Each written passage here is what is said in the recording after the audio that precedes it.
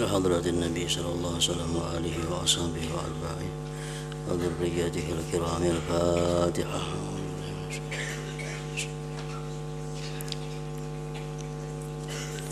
إياك نعبد وإياك نستعين اهدنا الصراط المستقيم.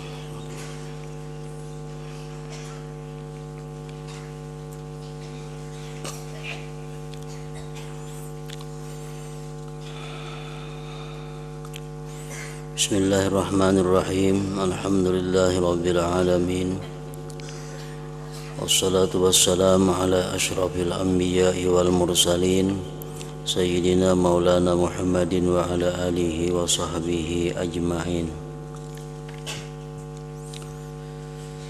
قال المصنف رحمه الله ونفعنا بعلومه في الدارين آمين.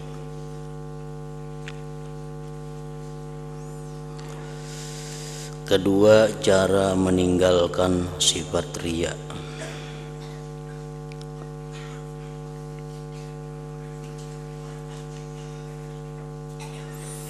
Adapun riya, maka itulah yang dinamakan syirik khafi.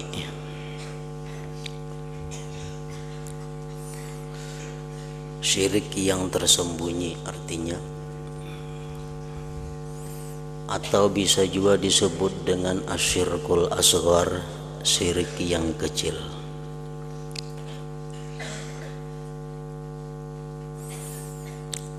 Syirik khafi satu di antara dua bahagian syirik.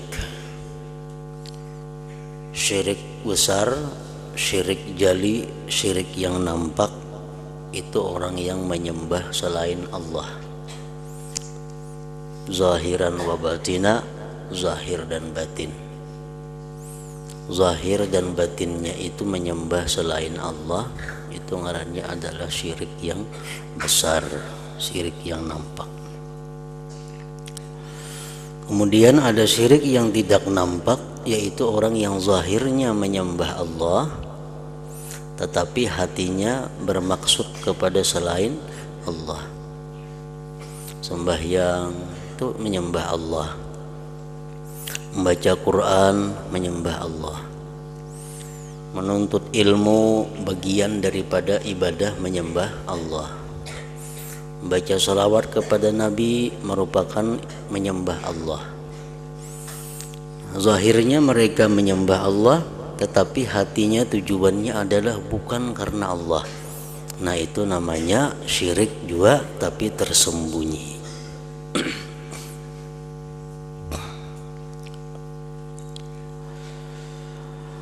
Dan yang dimaksudkan dengan riya, apa artinya riya itu? Ialah bahwa engkau mencari sebarang penghargaan di hati manusia, sehingga dengan itu engkau dapat mencapai kepangkatan dan kebesaran.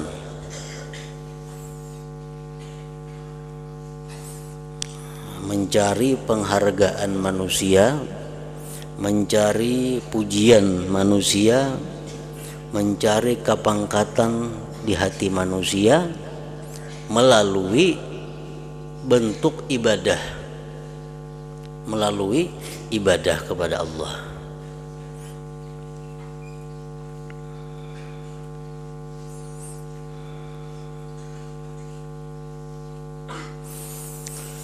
Manakala cinta kepada pangkat dan kedudukan pula termasuk dalam istilah hawa muttaba'. Artinya hawa nafsu yang diperturutkan.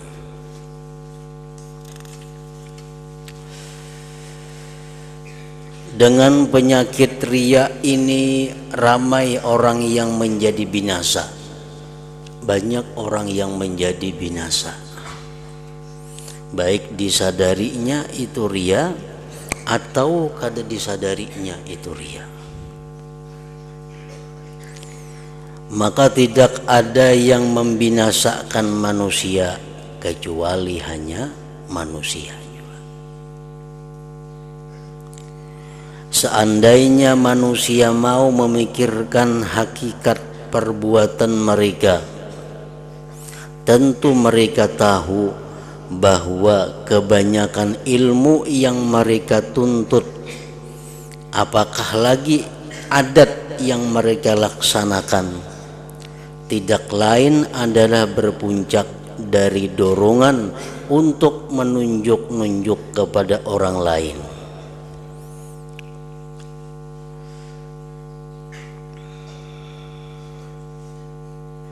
Sedangkan tujuan seperti ini adalah menghilangkan pahala amal seperti yang disebutkan di dalam hadis. Inna syahida yu'maru bihi yaumal qiyamah ilan nar. Fayaqulu ya Rabbi ustushhidtu fi sabilik. Fayaqulullahu ta'ala bal aratta ayyuqala fulanun suja' wa qad qila dhalik wa dhalika ajruka.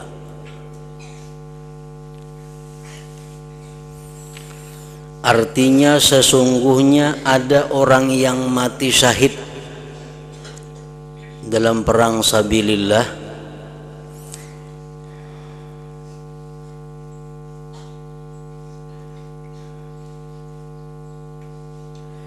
yang akan dihumbankan ke dalam api neraka pada hari kiamat nanti. Orang yang berjuang sabilillah mati dibunuh orang kafir dalam peperangan, disuruh masuk ke dalam neraka.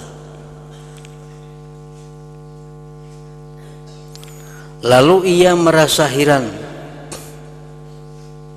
dan mengadukan halnya kepada Allah sambil berkata, wahai Tuhanku, bukankah aku telah mati syahid dalam membela agamamu? Kenapa disuruh ke neraka? Maka matinya mati syahid.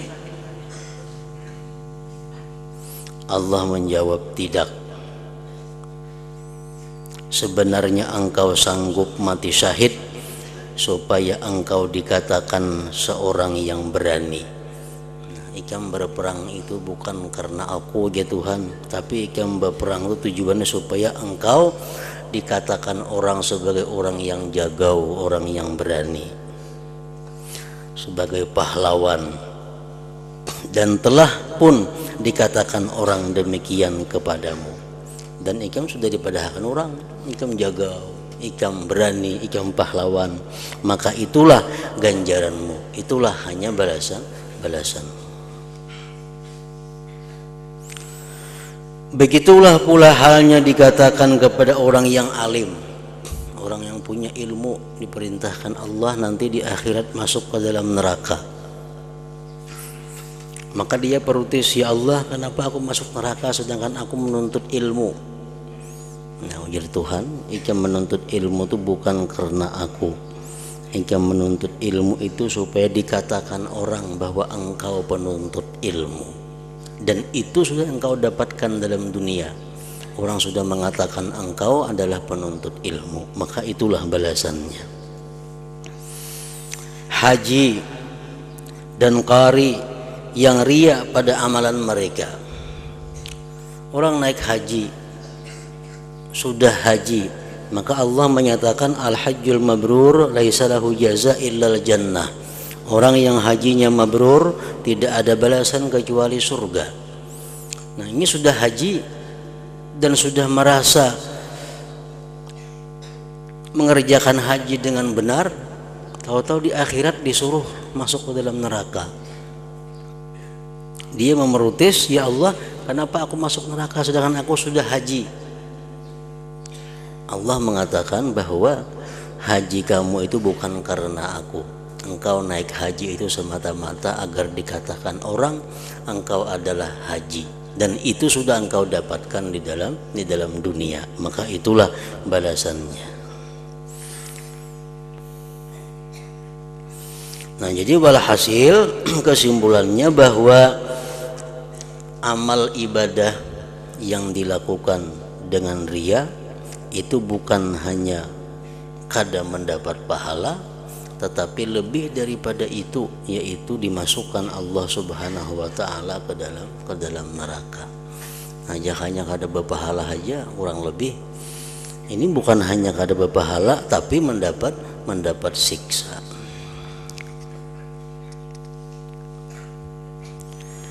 Ketiga, cara meninggalkan sifat ujub. Ujub, takabur, dan merasa bangga dengan diri sendiri adalah satu penyakit hati yang sangat susah diobati.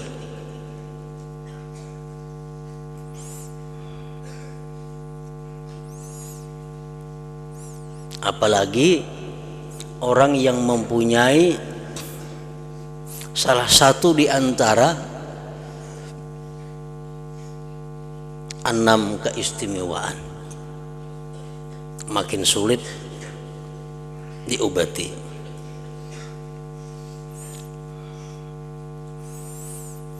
Ujub, takabur, dan merasa bangga dengan diri sendiri adalah suatu penyakit hati yang sangat susah diobati. Apalagi ini mempunyai ada salah satu di antara 6 sifat yang bisa dijadikan modal untuk kebanggaan dirinya, seperti mempunyai ilmu, mempunyai harta, mempunyai kekuatan, mempunyai keelokan, mempunyai keturunan yang baik, mempunyai banyak pengikut. Nah, itu satu sifat-sifat yang mudah membawa seseorang kepada kesombongan dan membanggakan diri.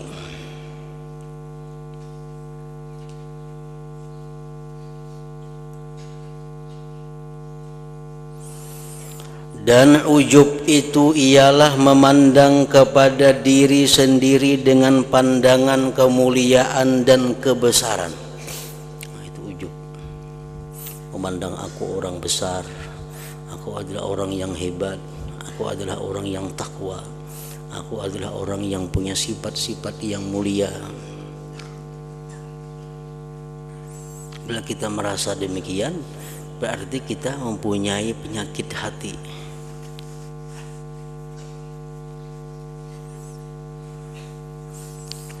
Dan memandang terhadap orang lain dengan pandangan penghinaan.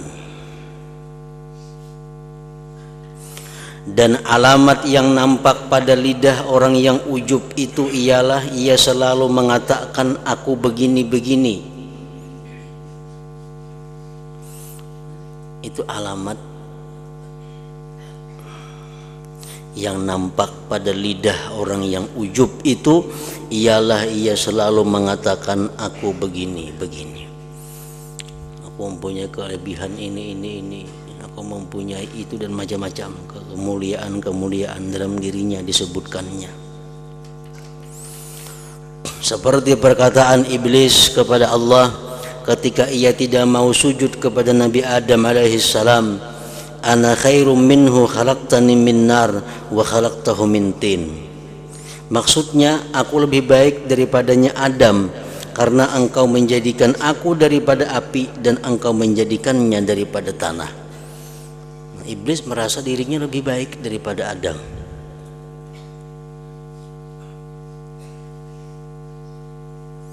Itu menunjukkan iblis mempunyai sifat yang namanya ujub.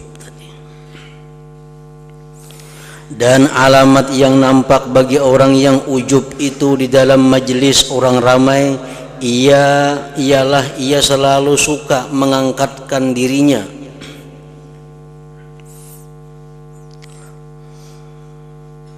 dan menganggapnya lebih berkebolehan daripada orang lain. Dan ia suka menunjukkan diri di dalam perbincangan dan tidak senang kalau ada orang lain menolak pendapatnya. alamat tanda orang yang ujub. Dan orang yang takabur tidak senang apabila ia diberi nasihat. Diberi nasihat, diberi saran, hanya kada senang. Dan mengkasarkan bahasa kalau ia memberi nasihat kepada orang lain. Kalau ia memberi nasihat kepada orang lain kasar. Dinasihati orang kada mau. Maka siapa yang menganggap dirinya lebih baik daripada orang lain, maka orang itu bersifat takabur, siapapun orang lain itu.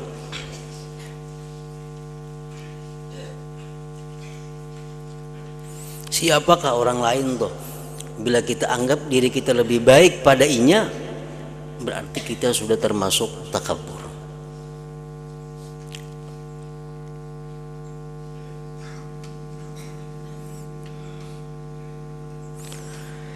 Dan sebaiknya hendaklah engkau mengetahui bahwa orang yang sebenarnya baik itu ialah orang yang baik di sisi Allah. Orang yang baik itu hakikatnya orang yang baik di sisi Allah. Kalau kita merasa diri kita lebih baik daripada orang lain, berarti kita merasa diri kita lebih baik daripada orang lain di sisi Allah. Dan masalah ini tiada siapa yang mengetahui? Siapa yang tahu? Siapa yang mendahkan diri kita lebih baik daripada inya di sisi Allah? Siapa yang memberitahu kita? Karena ia bertakluk kepada khatimah akhir umur seseorang. Buruk baiknya seseorang di sisi Allah itu tergantung akhir umurnya. Maka i'tikadmu di dalam dirimu bahwa engkau lebih baik daripada orang lain adalah berpuncak daripada kejahilan semata-mata. Orang yang baik itu orang yang mati husnul khatimah, itu orang yang baik. Sedangkan kita belum tahu mati kita apakah husnul khatimah atau kada.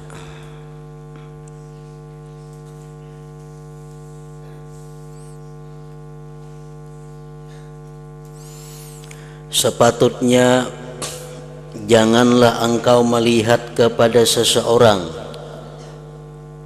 siapapun orang itu,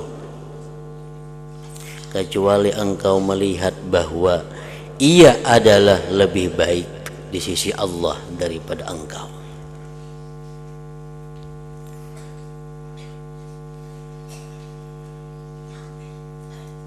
Dan ia mempunyai beberapa kelebihan atas dirimu.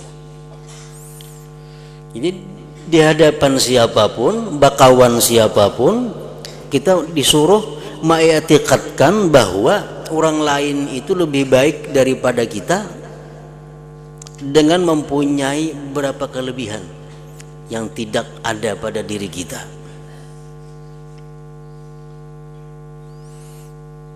Nah, sini mencontohkan caranya kayak apa supaya kawa mengiktikadkan dalam hati bahwa orang lain lebih baik daripada kita.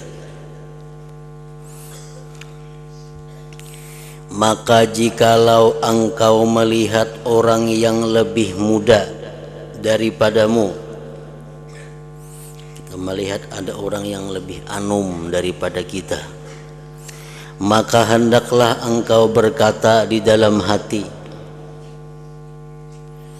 budak-budak ini, anak-anak ini, artinya belum pernah lagi membuat maksiat kepada Allah. Kekanakan ini lebih baik daripada aku. Kenapa? Karena ini belum pernah berbuat maksiat kepada Allah. Sedangkan aku tuha, aku sudah banyak berbuat maksiat.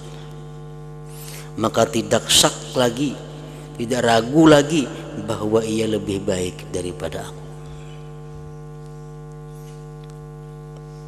Itu kalau kita berhadapan dengan kekanakan. Dan apabila engkau melihat orang yang lebih tua daripadamu, maka hendaklah engkau berkata di dalam hati, mengiktikadkan di dalam hati orang yang ini menyembah Allah lebih dahulu daripadaku. Kalau kita berhadapan dengan orang tua, lalu kita mengetikatkan di hati kita, si Din ini terdahulu menyembah Allah pada aku. Si Din sembahyang sudah bisa, aku ada dalam dunia lagi. Si Din sudah bisa sembahyang, si Din sudah bisa mengaji, aku masih belum lahir lagi. Orang ini menyembah Allah lebih dahulu daripada aku, maka tidak syak lagi bahwa ia lebih baik daripada aku. Tentu si Din lebih banyak pahala daripada aku. Dan apabila engkau melihat orang yang alim, maka hendaklah engkau berkata, orang yang alim ini telah dikaruniakan kepadanya bermacam-macam pemberian yang tidak dikaruniakan kepadaku, dan ia telah sampai ke martabat yang aku tidak sampai kepadanya, dan ia mengetahui perkara yang tidak aku ketahui, maka betapa aku sama dengannya. Kada mau sama. Sidin alim, aku kada. Sidin tinggi derajatnya di sisi Allah. Banyak ilmu-ilmu yang Sidin ketahui yang aku kada tahu.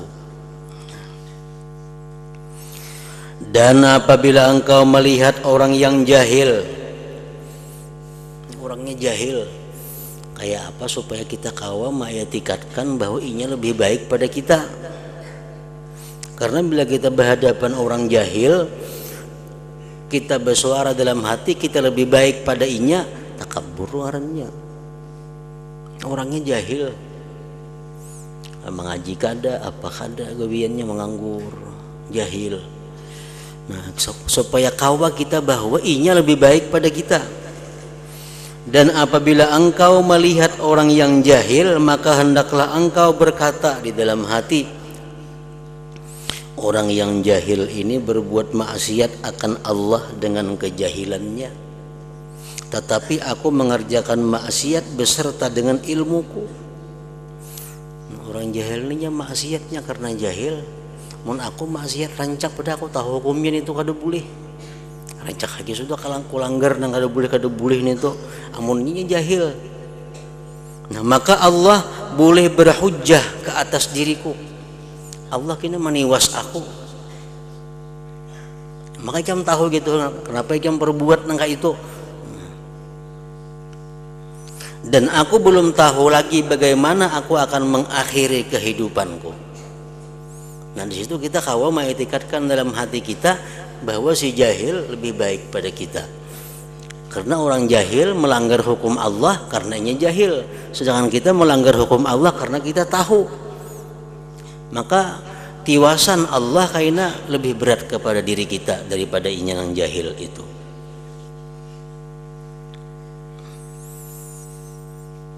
Dan apabila engkau melihat orang yang kafir, orang itu jelas-jelas kafir, kayak apa cara supaya kita bisa mengetikatkan di hati inya lebih baik pada aku, makanya kafir. Mun kita lawan orang kafir, kita dalam hati bersuara baik aku pada inya, sombong kita ngarannya. Apalagi lawan orang Islam, lawan orang kafir aja kita beranggapan bahwa kita lebih baik pada inya, sudah sombong. Kenapa sebabnya kayak itu? Nah, dan apabila engkau melihat orang yang kafir, maka hendaklah engkau berkata di dalam hati kita, aku belum tahu lagi, boleh jadi nanti ia masuk Islam, lalu ia mengakhiri hidupnya dengan husnul khatimah, mati dalam keadaan yang baik atau beriman. Dan dengan sebab dia masuk Islam, ia telah keluar daripada dosa-dosanya seperti keluarnya sehelai rambut daripada banjuhan adunan roti. Orang kafir ini barangkali kena inya Islam, tontong bersahadat mati, nah surga aminya. mun aku nang Islam ini belum tentu bisa sampai ke akhir umurku Islam. Sedangkan aku wala iyadzubillah, mudah-mudahan Allah melihara kita, boleh jadi berubah menjadi sesat setelah mendapat petunjuk, maka aku menjadi kafir dan kehidupanku akan diakhiri dengan su'ul khatimah, mati dalam keadaan orang kafir.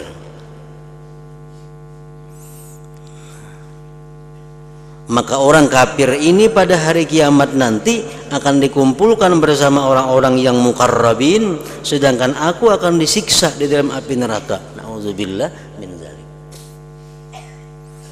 Itu kita berhadapan orang kafir.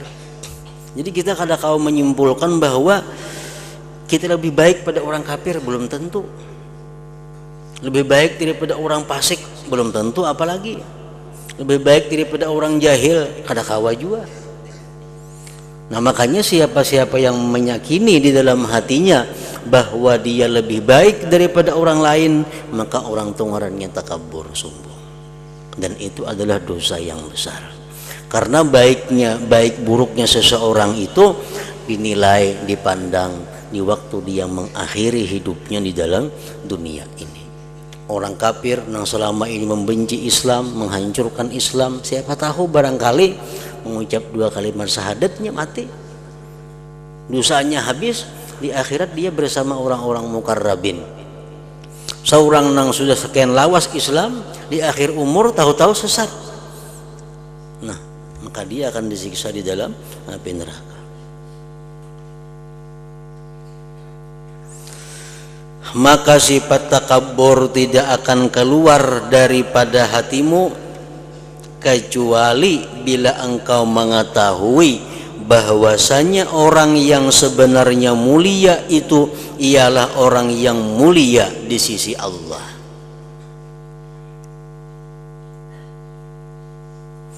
Dan masalah ini bertakluk kepada al-khatimah, kesudahan daripada kehidupan seseorang. Sedangkan perkara ini masih belum dapat diyakinkan. Orang meyakini kita husnul khatimah mati, kadang kau meyakini itu karena belum tahu.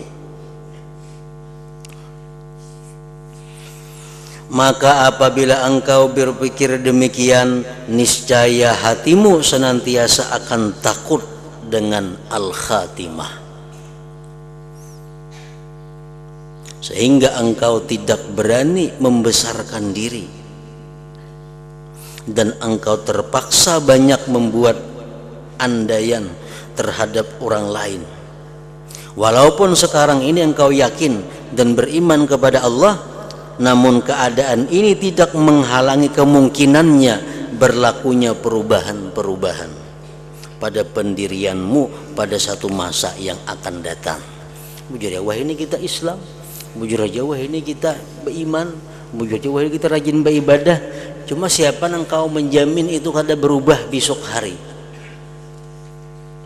Kada kau menjaminnya. Siapa yang kau menjamin bahwa kita minggu akan datang masih beriman? Kada kau menjamin. Apa yang kita kerjakan esok hari itu termasuk di dalam ilmu gaib yang hanya diketahui oleh Allah Subhanahu wa Ta'ala. Kada akan bisa seorang pun memastikan esok apa yang kita kerjakan, apakah dosa, apakah pahala, apakah masih beriman atau kada tahu. Termasuk fi khamsin la ya'lamuhunna illallah, termasuk dalam 5 yang hanya diketahui oleh Allah. Jam hari kiamat siapa yang tahu? Ada yang tahunya kapan terjadi itu hanya Allah yang tahu. Nang dalam rahim ibu siapa nang tahu? Inyan itu beruntung kah kena celaka kah? Kada nang tahunya. Hujan esok di mana hujan? Nang pastinya kada kawa tahunya. Nang keempat di mana kita mati?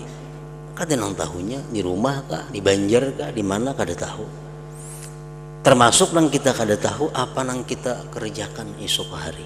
Maza taksibu gada, apa yang kau kerjakan besok hari? Masih beriman kah esok? Masih takwa kah kepada Allah? Apa terubah kayak apa? Nah kada kawa tahu. Nah, oleh karena itu kadangkala kita membesarkan diri karena kita kada tahu.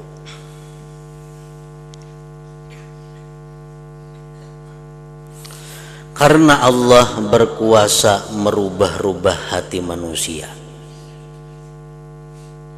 Allah berkuasa merubah-rubah hati manusia. Dan ia dapat memberi hidayah kepada siapa saja yang ia kehendaki.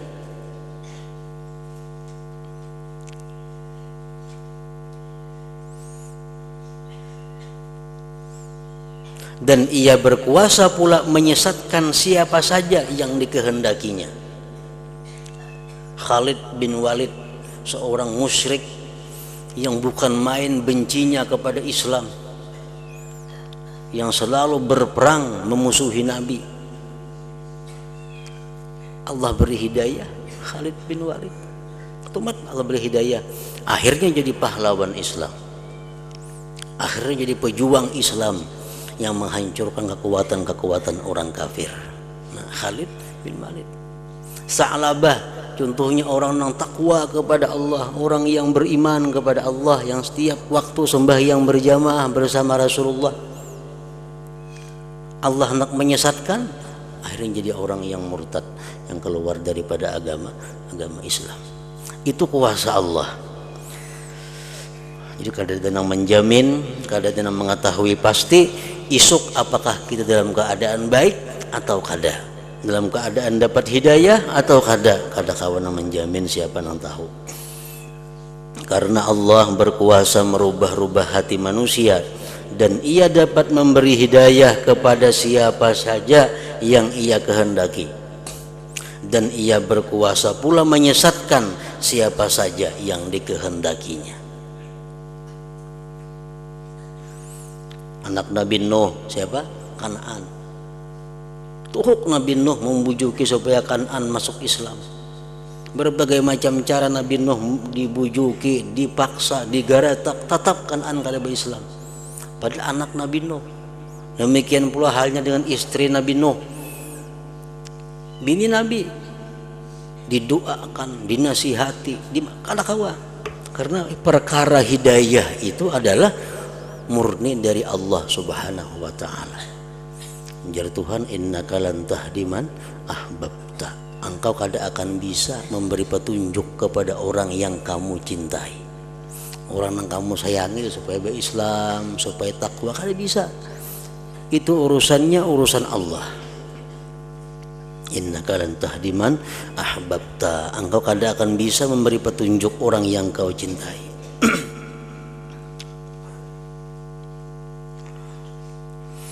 Adalah sangat banyak hadis-hadis yang berkenaan dengan celaan terhadap sifat hasad, dengki, takabur, riya dan ujub. Tetapi rasanya cukup bagimu sebuah hadis yang telah menghimpunkan segala maksud yang berkenaan dengan sifat-sifat tersebut, di mana Imam Abdullah Ibnul Mubarak rahimahullah ta'ala telah meriwayatkan di dalam kitab Zuhdi dengan sanad beliau daripada seorang lelaki yaitu Khalid bin Ma'dan yang pernah berkata kepada Mu'adz, wahai Mu'adz, ceritakanlah kepadaku sebuah hadis yang pernah engkau dengar daripada Rasulullah sallallahu alaihi wasallam. Berkata rawi hadis tersebut, Khalid bin Ma'dan. Lalu Mu'adz menangis sehingga aku sangka ia tidak dapat berhenti. Tetapi akhirnya Mu'adz berhenti daripada tangisannya. Kemudian lalu Mu'adz berkata, aku pernah mendengar Rasulullah sallallahu alaihi wasallam bersabda kepadaku, wahai Mu'adz, sebenarnya aku mau menceritakan kepadamu sebuah hadis. Jikalau engkau mampu memeliharanya, mengamalkan hadis ini, pasti ia akan memberi manfaat akan dikau di sisi Allah.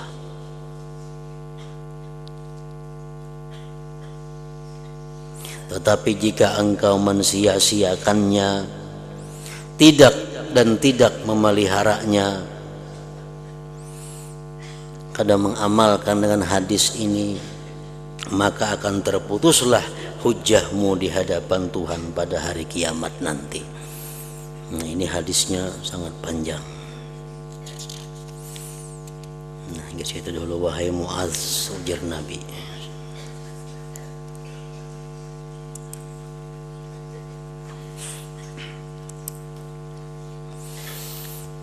hadratin Nabi sallallahu alaihi wasallam, al-Fatihah. Iyyaka na'budu wa iyyaka nasta'in, ihdinas siratal mustaqim, siratal ladzina an'amta 'alaihim ghairil maghdubi 'alaihim waladdallin. Bismillahirrahmanirrahim. Alhamdulillahi rabbil alamin. Allahumma shalli wa sallim wa barik ala sayyidina wa habibina Muhammad wa ala alihi wa sahbihi ajma'in. Allahumma ighfir lana ma akhta'na wa ma tahammadna wa ma asrarna wa ma a'lanna wa ma asrafna wa ma anta a'lam bihi minna. Antal muqaddim wa antal muakhir, la ilaha illa anta. Allahumma anfa'na bima 'allamtana wa 'allimna ma yanfa'una wa zidna fahman wa ilman wa amalan wa hudah wa taufiqa bi rahmatika ya arhamar rahimin. Wa sallallahu ala sayyidina wa habibina Muhammadin wa ala alihi wa sahbihi wa sallam. Alhamdulillah rabbil